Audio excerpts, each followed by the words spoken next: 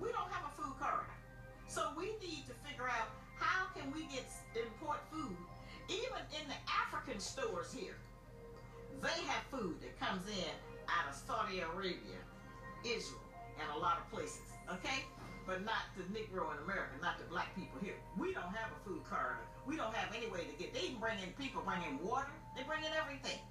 We don't have anything. We're totally dependent on this country. If all the stores close down, we don't have anywhere to go, and we don't have a contact with nobody outside of the country to ship us no food. We don't have a food corridor. That's something that we need to start looking into. Yeah, there's a new sneaker store that I'm opening up in Vegas called 12 a.m. Run. You know, I'm a sneaker head from back in the 80s, you know, and it's something I talked about doing with other rappers even, like, you know, we sit down talking. A lot of people will talk about, let's do a song. I'm like, we've done thousands of songs, man. Like, let's do a restaurant. Let's do a sneaker store. If you want to deal with white supremacy, you gotta hit them in the pocket. I preach that. Stop going the moral route. You're not going to convince them that racism is bad. They know that. They're not stupid. You have to deal with people where their interests are. And if their interest in money, you hit them in their pocket and you get what you want. 5% of the people who became millionaires were salespeople. People who sold something.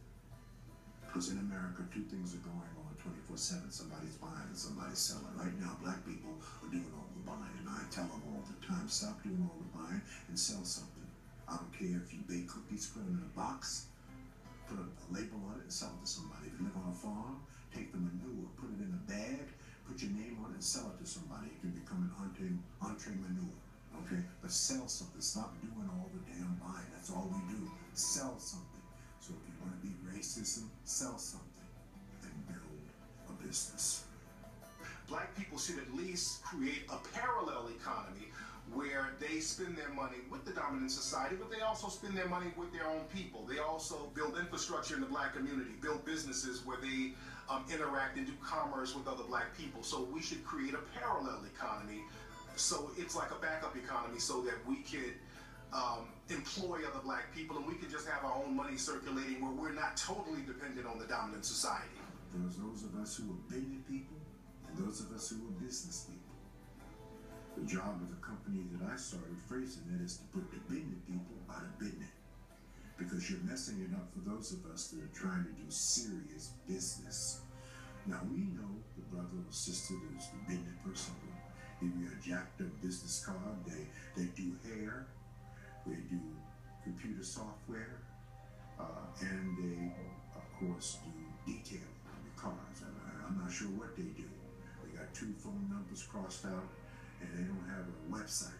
Because a lot of African American people are comfortable, it's best for us to just get an economic base in the African American community, since our whole thing is spending money with the dominant society because we're very comfortable, we want to live like the Joneses. Let's just spend our money and create an economic base among each other. But the thing is, if a group of people are dissatisfied, 100%, you'll make a 100% change, and you won't even need money because your spirit will move you and motivate you to make a change.